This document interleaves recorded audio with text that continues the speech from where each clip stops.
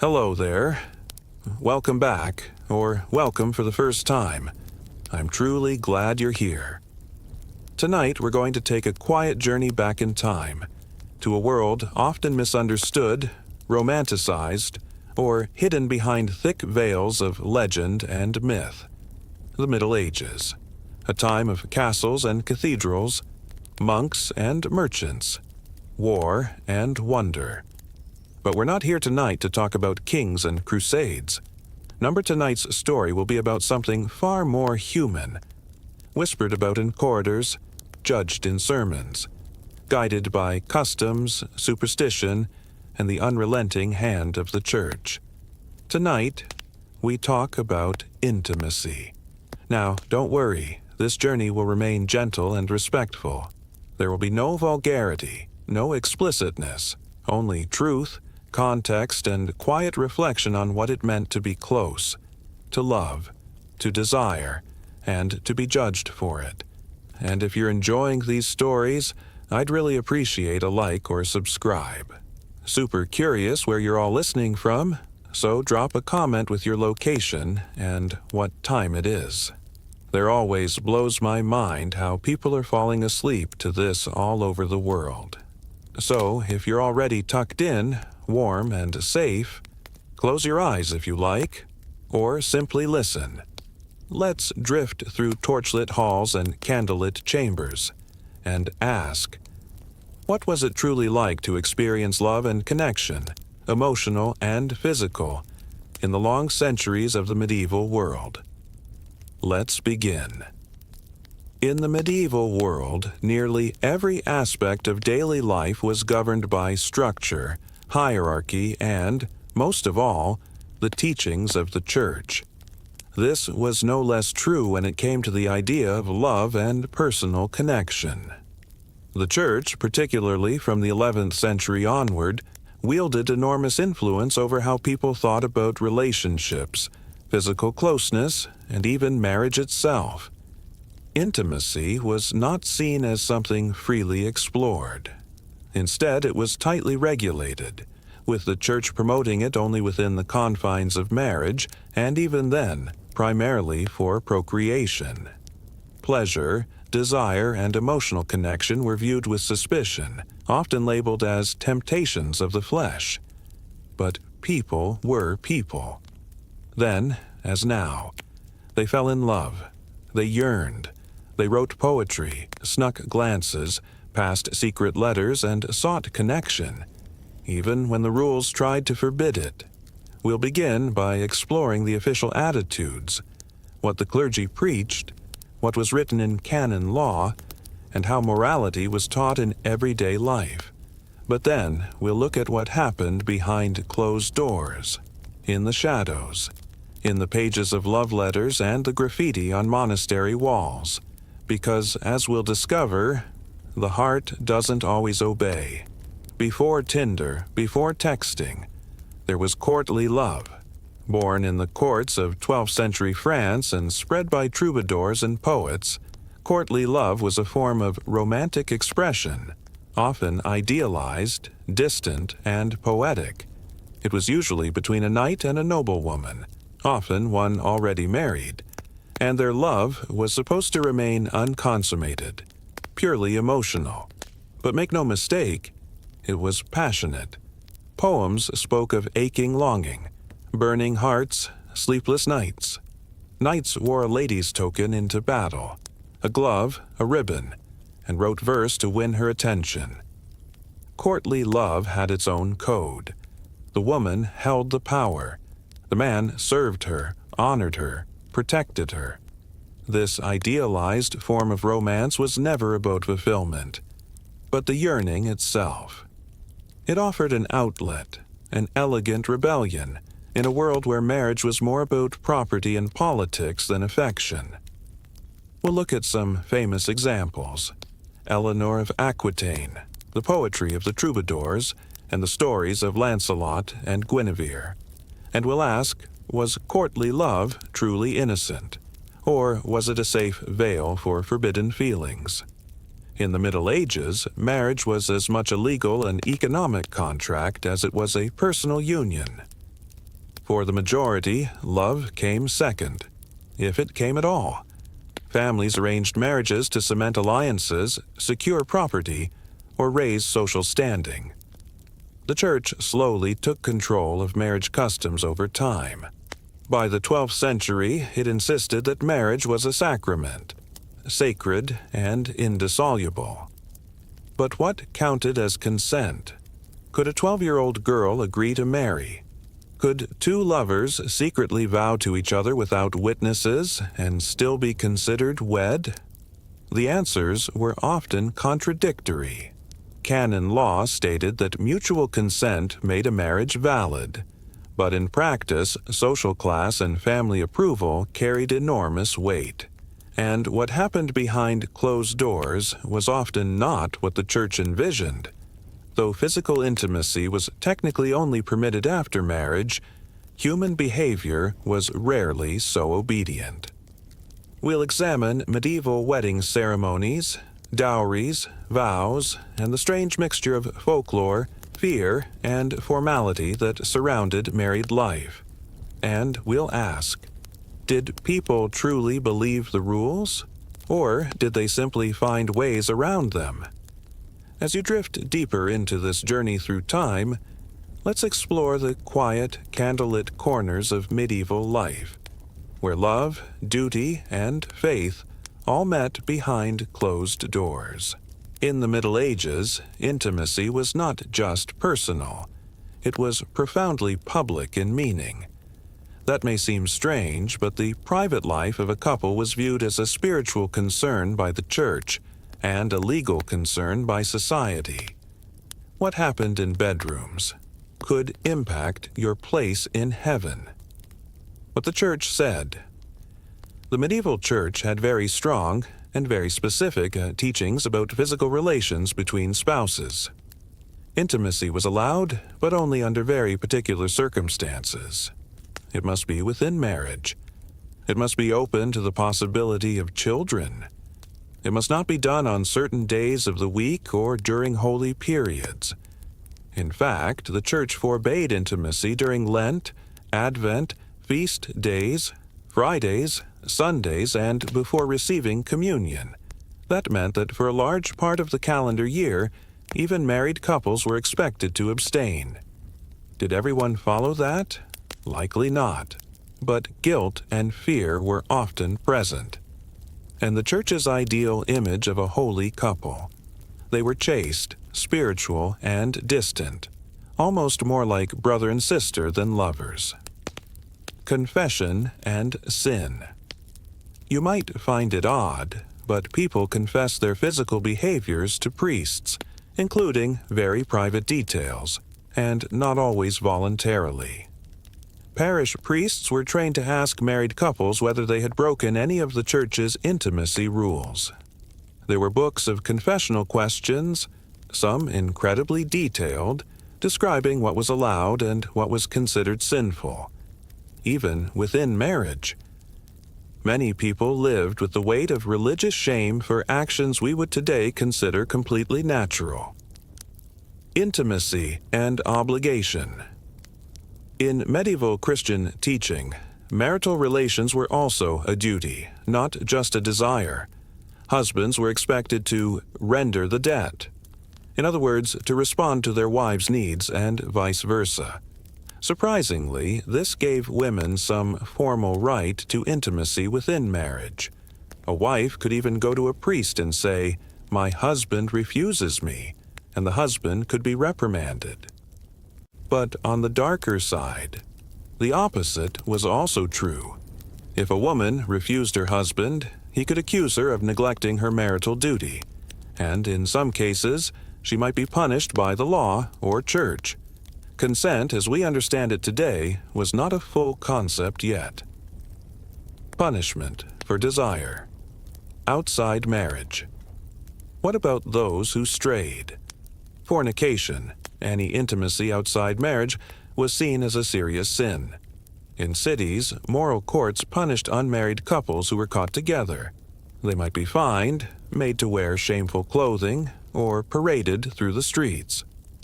In some areas, brothels were tolerated but regulated, and sex workers were taxed, though also socially scorned. Despite all the rules, desire was present everywhere. Love poems, songs, and even religious writings often struggled to balance human passion with spiritual purity. Real people, real emotions. And yet, behind all these expectations were real people. People who loved each other deeply. People who tried to be faithful. People who made mistakes and forgave each other. We find letters from knights to their sweethearts, written with trembling hands. We read the words of women who longed for tenderness but were bound in political marriages. We hear echoes of laughter, weeping, longing, the full human experience, whispering through time. So, as you rest your head, imagine a small, stone cottage. A couple lies side by side under a heavy woolen blanket listening to the wind. They speak in whispers, afraid of sin, but needing warmth. Somewhere outside, a priest walks past with his lantern. And somewhere inside, love, fragile and quiet, endures. Not all love was pure in the eyes of the church. Not all unions were blessed by family or sanctified by ritual. Some desires crossed the lines drawn by society, and those who followed their hearts often paid a heavy price. Tonight, we'll carefully open the door to one of the most delicate and dangerous aspects of medieval intimacy: forbidden love. Adultery, a mortal sin. In the Christian world of medieval Europe, adultery, meaning intimacy with someone who was not your spouse, was considered a grave sin. But the consequences didn't stop at the church doors. For women, being caught could mean complete ruin, social disgrace, punishment from family, or banishment. For men, the consequences were more inconsistent, especially if they were powerful. Nobles often had affairs with fewer consequences, though they could still be fined or brought before moral courts. Some towns had scolds, masks, or public stocks where unfaithful spouses were shamed before their communities. In certain legal systems, a betrayed husband had the right to physically punish his wife's lover, and occasionally even the wife herself. How did people hide it? Despite the risk, forbidden love happened. Often. People used coded language in letters, gave secret gifts, arranged meetings in churches, forests, or during festivals. Some even bribed servants to help deliver messages. Medieval literature is filled with stories of hidden lovers: Tristan and Isolde Lancelot and Guinevere, countless noblewomen and troubadours, bound by duty but aching for passion. These tales weren't just fantasy. They reflected real tensions between desire and duty, between what the soul wanted and what the world allowed. Double standards and gender. It's important to note, medieval society judged men and women differently. A man's affairs might be whispered about, even laughed off. A woman's affair could end her reputation, her marriage, or even her life. Many women were married young to older men they had not chosen. In those situations, emotional or romantic affairs were sometimes the only escape, even if it was just through poetry or dreams. But still, secrecy was vital. If discovered, a woman could be sent to a convent, her children declared illegitimate, her dowry revoked. For a man, punishment might range from fines to duels, or nothing at all if he had status. Love in the literature and legends. Medieval literature often told tales of lovers who defied the rules. These stories served as both warnings and fantasies, cautioning listeners about the dangers of forbidden love, while also letting them dream. One example is the story of Abelard and Eloise, a real historical couple. He was a brilliant philosopher, she his student. Their love affair led to scandal, heartbreak, and separation. But their letters, filled with emotion, longing, regret, remain among the most powerful written in the Middle Ages. Even centuries later, we still feel their pain, their yearning, their hope. So tonight, imagine a quiet castle chamber. A noble woman, alone by a flickering fire. A letter hidden beneath her pillow. A memory of a stolen kiss. She has everything: wealth, a husband, fine gowns, but her heart is somewhere else, carried on horseback through the night. In the flickering candlelight of a monastery, a monk writes about temptation. Far away, in a merchant's house, a young woman prays, not only for health or fortune, but for strength to resist the one she passes in the market every morning. In the Middle Ages, desire was not only a feeling, it was a test, a force to be feared, battled, and, for some, secretly embraced. The Church's teachings on temptation. For the clergy and theologians of the time, passion was seen as a spiritual danger. It was believed that strong desire clouded judgment, weakened will, and opened the door to sin. Monks and nuns were taught to resist temptation as an everyday battle, a kind of warfare for the soul. Even married couples were told to avoid intimacy when they were fasting, grieving, or when feeling emotionally unpure. In other words, if you had been angry, jealous, or too joyful, your passion was not considered holy. Some priests claimed that true spiritual life required full abstinence, even within marriage. A few married couples even took vows of celibate union, choosing spiritual purity over physical closeness. And yet, temptation didn't disappear. It simply changed forms. The role of art and song. You might expect medieval culture to be silent and repressed, but that's not the full story. In fact, art, poetry, music, and stained glass windows were often full of symbolic passion. Medieval songs called pastourelles told stories of shepherd girls and knights, meetings in fields and forest clearings full of longing and risk.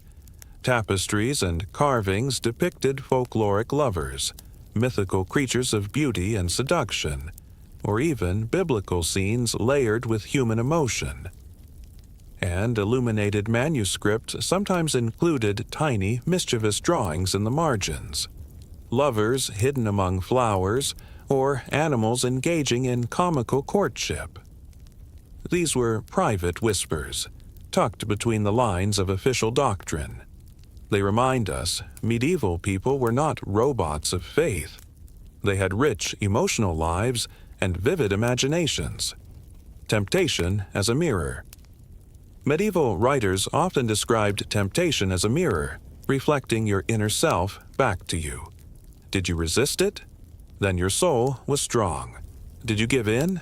Then you had fallen, but perhaps could be redeemed. In some monasteries, monks kept journals describing their emotional battles, writing with great anguish about dreams they had, memories they could not erase, or feelings they felt guilty for even naming. But not all temptation was about guilt. In the popular legend of the Romance of the Rose, desire is portrayed not only as dangerous, but as beautiful. A garden full of metaphorical pleasures, roses behind hedges, guarded gates, mysterious figures whispering riddles, all expressing the complexity of human love, surrender, grace, and forgiveness. Despite all warnings, many people surrendered to their feelings, and just as often they found a way back to peace, confession, pilgrimage, prayer, silence. The medieval world had many paths toward forgiveness and grace, even after passion, even after a mistake. The soul, they believed, could be healed, even if the heart still ached. Imagine now a quiet chapel at dusk. A single candle burns as a woman kneels alone. She clutches a ribbon, once given by someone she was told to forget. She does not cry. She simply breathes. and lets the silence carry her. Not all stories of love in the Middle Ages were whispered in noble courts or scrawled in confessionals. Many began in small villages under the moonlight, with herbs in hand and old words spoken softly into the night. Because for ordinary people, peasants, healers, wandering minstrels, love wasn't only a feeling. It was something you could call, bind, protect, or lose, depending on the forces at work. Let's enter the world of folk magic, charm, and medieval belief, where love was as much about mystery as it was about the heart. Love potions and herbal remedies. It may sound like legend, but love potions were very real in the medieval world. Herbalists, midwives, and wise women across Europe created mixtures they believed could kindle desire, encourage affection, promote fertility, or, in darker cases, manipulate emotions. Common ingredients included mandrake root, believed to awaken desire, rose petals, a symbol of divine and earthly love, honey and wine, used to sweeten feelings, ashes of clothing or hair, added to bind a person's soul. Of course, many of these potions had more of a placebo effect than a chemical one, but belief was powerful. And for those with broken hearts or desperate hopes, it was enough. Folk rituals and spellcraft. In certain villages, if someone desired the love of another, they might perform a ritual at sunrise or whisper a chant over bread before giving it to their beloved. Other customs included writing a name on a birch leaf and placing it beneath your pillow, carving runes or symbols of union into a tree, binding two threads together, one from each person's clothing, and hiding them in the home. These acts weren't considered witchcraft, at least not always. They were simply folk traditions, passed down by grandmothers and midwives, seen as part of nature and daily life. But if someone was caught doing this in the wrong place, or at the wrong time, things could turn dangerous, love and fear. In the age of superstition, the medieval world was filled with fear of the unseen, demons, curses, spirits, and envy. So, while some tried to attract love, others worked to protect it. Couples might place a protective charm in their bed frame, burn herbs to keep away evil eye, or sew tiny symbols into garments to guard against seduction by dark forces. In wealthier homes, even priests were asked to bless beds, not just for fertility, but for peace in marriage. Superstition blurred the lines between faith and folk belief. And in a world where science had not yet explained much, people turned to what they had: stories, symbols, and rituals. Love divination and dreams. Curious if someone loved you? You could try medieval dream tests, like putting a bay leaf beneath your tongue before bed, or walking around a church backward at midnight. If you dreamed of the person that night, it meant they were thinking of you too. Such stories were shared in taverns and hearths, whispered from friend to friend, sometimes even written in books of secrets, anonymous, passed from hand to hand. Imagine now a village night lit by a pale moon. A girl walks barefoot across the dewy grass holding a ribbon. She ties it to a branch, whispers a name, and lets the wind carry her hope. Far away, a boy dreams of the same girl, but neither will ever know. To truly understand intimacy in the Middle Ages, we must step back and ask, what did it mean to be a man or a woman? What did the world expect of you? In love, in marriage, in desire. The answers weren't simple, and they weren't always fair. Let's enter a world where gender shaped everything, from the clothes you wore to the love you were allowed to feel. The woman's role: modesty, duty, and silence. In medieval Europe, women were taught from childhood to be modest, obedient, quiet, and above all, pure, From sermons to school books, from paintings to prayers, the ideal woman was compared to the Virgin Mary, holy, self-sacrificing, chaste. Marriage was often her main purpose in life, and once married, she was expected to manage the home, raise children, and fulfill her husband's needs, emotionally and physically. But that's not the whole story. Women could also be passionate poets, like the Troubadours of southern France's bold queens, like Eleanor of Aquitaine, witty lovers, crafting clever letters and exchanging secret tokens, or resilient survivors, enduring arranged marriages, early widowhood, or childbirth dangers. The Church taught that women were the weaker vessel, more prone to temptation, but many women challenged this, in life and in literature. The man's role, power, honor, and control. Men were raised to lead, protect, and, in many cases, dominate. A nobleman might be expected to rule his estate, defend his household, control his wife and servants, and keep his passions in check, unless society permitted otherwise. But masculinity came with pressure. A man who was too emotional, too passive, or too weak in love could be mocked or judged. He was expected to act decisively, to pursue, to propose, to conquer. In literature, knights fought dragons for a lady's favor, but in real life, power often overruled romance. Many women had little say in who claimed their hand. Still, not all men were harsh or unfeeling. Letters and poems from husbands show tenderness, longing, and deep emotional dependence, fluidity, exceptions, and hidden lives. The medieval world was not as binary as we often think.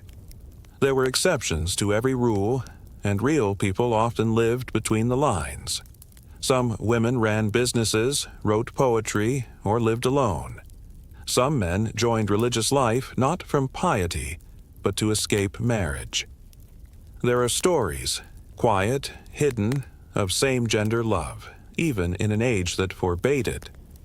Though these lives were rarely recorded openly, they existed in court records, confessions, scandals, and private diaries. In monastic communities, intense emotional bonds sometimes formed between men or between women. The language they used could be deeply intimate, though often disguised as spiritual connection.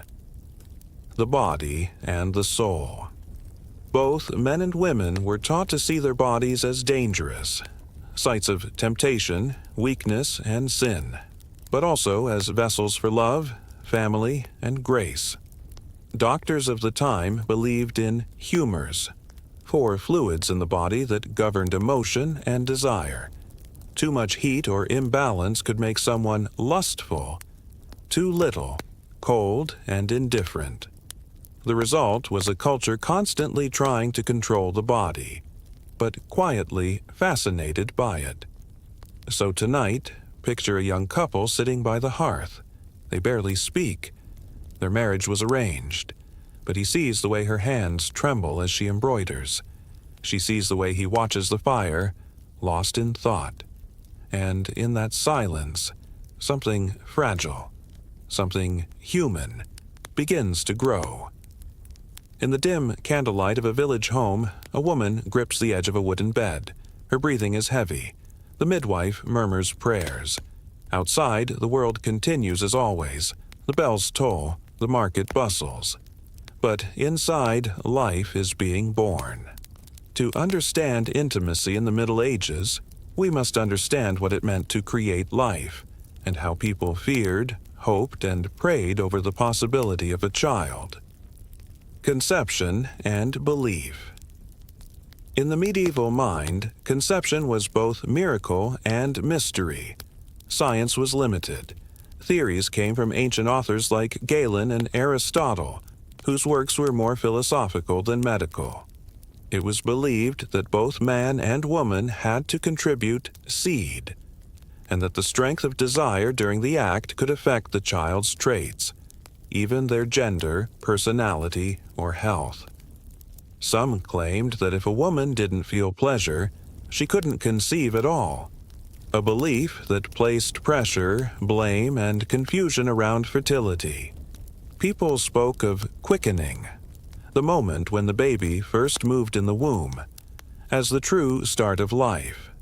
Before that, the unborn child was often viewed not as a person, but as potential. Fertility practices and superstition.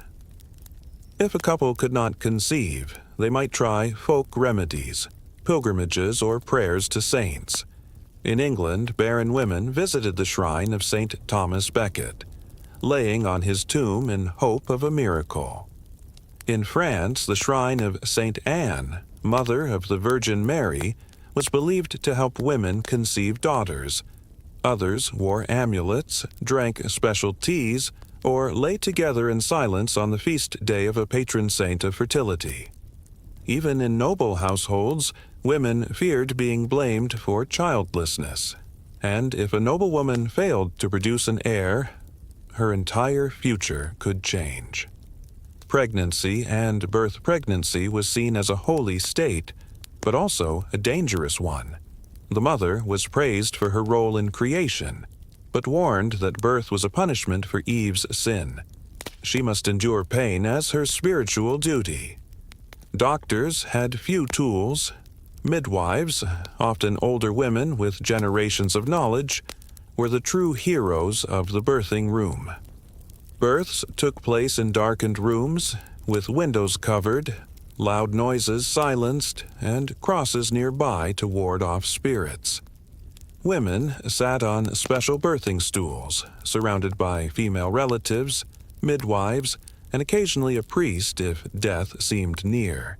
There were no painkillers, no hospitals, and for many, no safety. The risk of childbirth.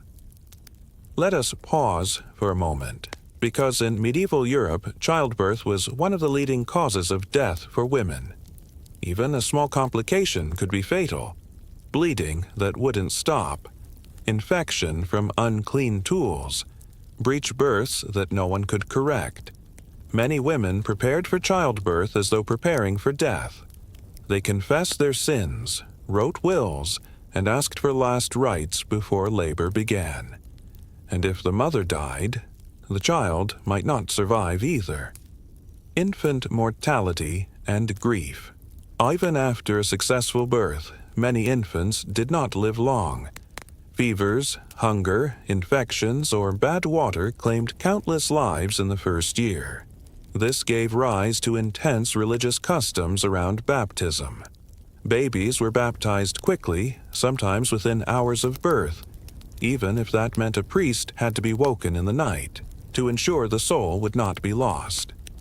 Despite the grief, families loved deeply. Mothers sang lullabies.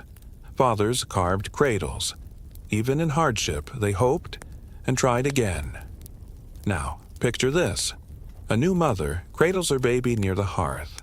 She whispers a name, one passed down through generations.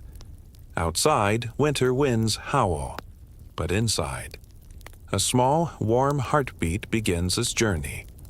Not every love story ended in poetry. Not every secret kiss stayed hidden. And not every person who followed their heart was forgiven.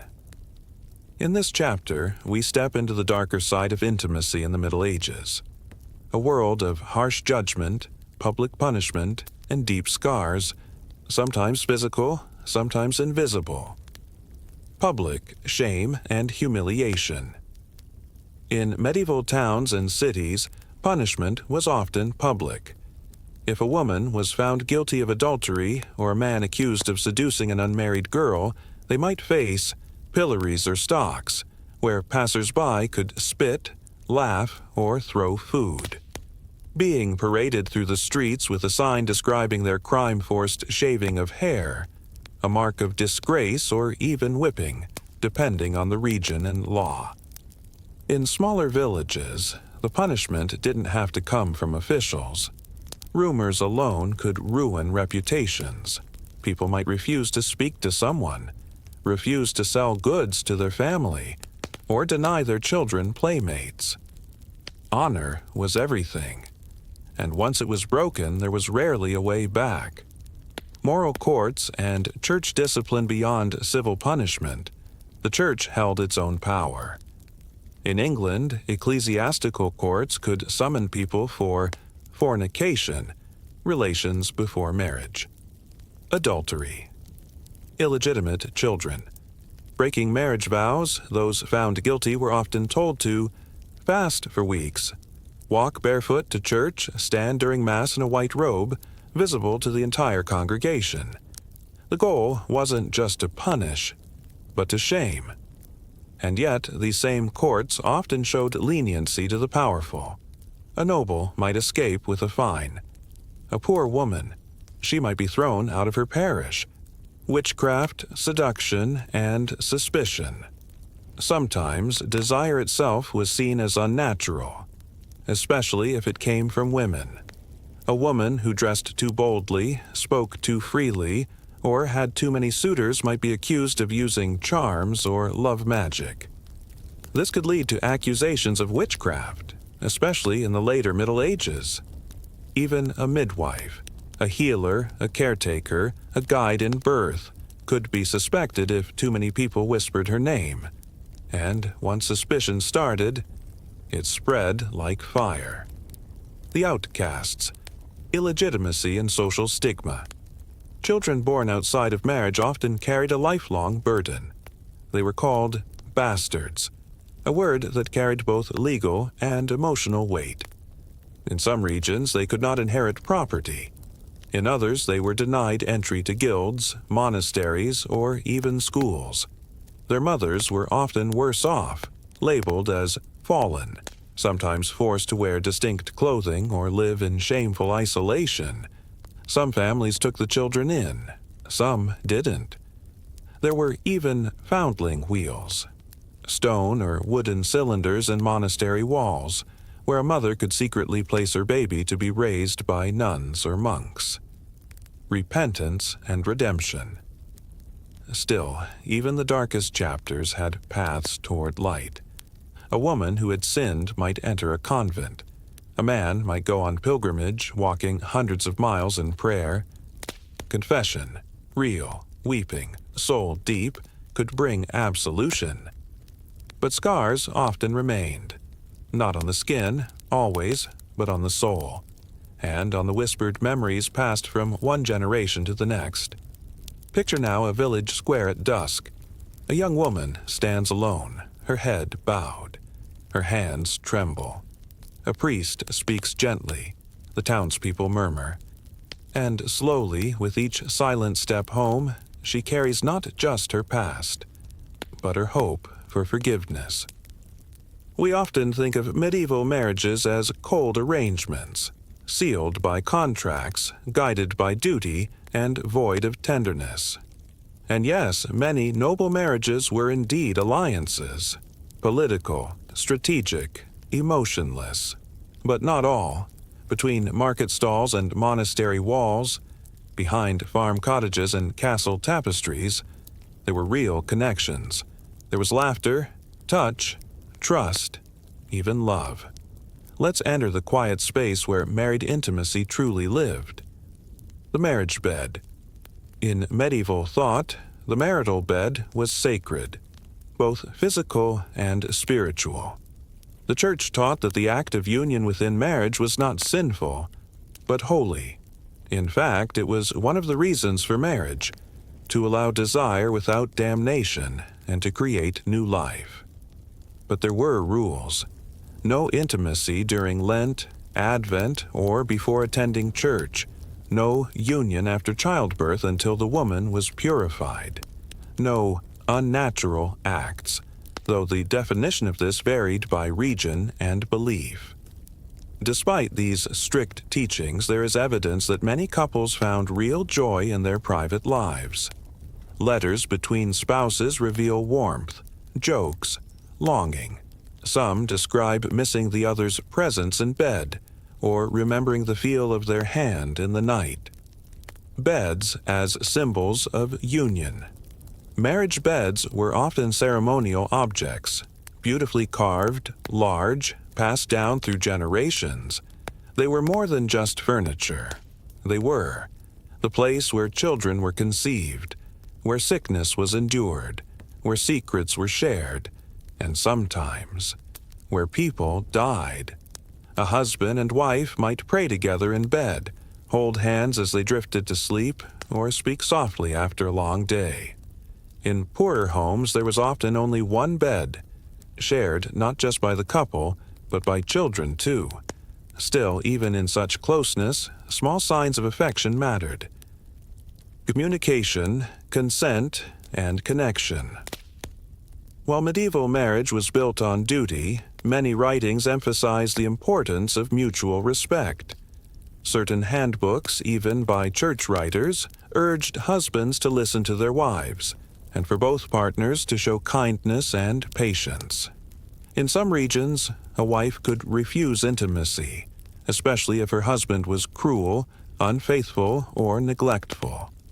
Though rare, cases exist of women petitioning for separation based on emotional abuse. There was a belief, growing slowly across the centuries, that love should be part of marriage, not just obligation. Small gestures, deep meaning. Medieval intimacy wasn't always physical. It lived in little things. A ribbon tied at the wrist, a slice of bread saved from supper, a song hummed as the other slept, a name spoken first in prayer. These acts, recorded in poetry and diaries, remind us that even in times of hardship and control, humans still found ways to care for one another. Imagine now a husband returning from a long journey. His boots are muddy, his face is tired, but when he opens a door, his wife is waiting, a candle in her hand, a warm stew on the hearth. They do not speak. They simply sit, close, and share the silence of love. Not everything in the Middle Ages was written in ink or carved in stone. Some truths were whispered between women, some passed through lullabies, some hidden behind chapel walls. These are the quiet rebellions, the moments when people didn't just live under the rules. They bent them, broke them, or simply smiled and walked away. The power of superstition. In a time when science was uncertain and medicine was dangerous, people turned to rituals and symbols to control the unknown, especially when it came to love, fertility, and attraction. A woman might place her lover's hair beneath her pillow to dream of him. Some carried charms made of bone or herbs to enhance desire or prevent it. Midwives sometimes gave secret brews, passed from one generation to another, whispered only at dusk. These weren't just magic tricks. They were survival. When society gave little control to women, these small acts were resistance disguised as tradition. Hidden languages of the body. There were gestures that meant more than words. A handkerchief dropped on purpose, a candle placed in a certain window, a song sung slightly off-key, just enough for the right person to notice. Couples who could never speak aloud, lovers bound by class, by marriage, by fear, found ways to say everything without a sound, and when the moment came to meet, it was often behind barns, near rivers, or inside cloistered gardens, with only the moon as witness. Small acts of rebellion history often remembers kings, laws, and clergy, but it forgets the farmer's daughter who chose not to marry the man her father picked, the wife who wrote secret poems in the margins of her prayer book, the monk who wept for someone he could never name. These people may never appear in scrolls, but they lived, and their defiance, no matter how soft, was real. Echoes that still live today. Much of what we call modern love, freedom to choose, the right to say no, the belief that intimacy should come with care, was born in resistance to the world you've just traveled through. So the next time you light a candle, or write a message that says more than it seems, or hold someone's hand just a little longer. You might be carrying on a tradition older than any book, but kept alive in heartbeats. In medieval times, religion was both compass and cage. The church taught that desire was a dangerous fire, one to be controlled, confessed, and, if possible, extinguished. But not everyone agreed. Monasteries held prayers of purity, yes, but also secrets. Priests counseled restraint, but were sometimes themselves conflicted. For many, the confession booth became not just a place of repentance, but a space where people could finally speak of what burdened their hearts. Faith and longing intertwined in complex ways. Love letters written as psalms, marriages blessed yet deeply private, and saints revered for resisting what others could not. In a world without Instagram or texting, clothing was communication. A lace trim, a bare wrist, a hood lifted or lowered. Each gesture meant something. For women, modesty was expected, yet fashion trends flirted with exposure. The tension was constant, to remain virtuous, but also desirable. Men, too, used clothing for courtship. Brightly colored hose, embroidered sleeves, fine leather shoes. The wealthy could flaunt, while the poor improvised. A simple ribbon exchanged could carry the memory of a night, or the promise of one. Through fabric, people told stories their mouths could not risk sharing aloud. Rarely written down, often condemned, and almost never named directly. Same-sex love in the Middle Ages existed in silence. Yet it existed. Monks wrote poetry about their deep spiritual bonds, sometimes blurring the line between platonic and romantic. Women formed close partnerships that lasted lifetimes. Though such relationships were not openly accepted, they were not always punished. Within convents, brotherhoods, and among traveling artists or soldiers, these quiet loves endured.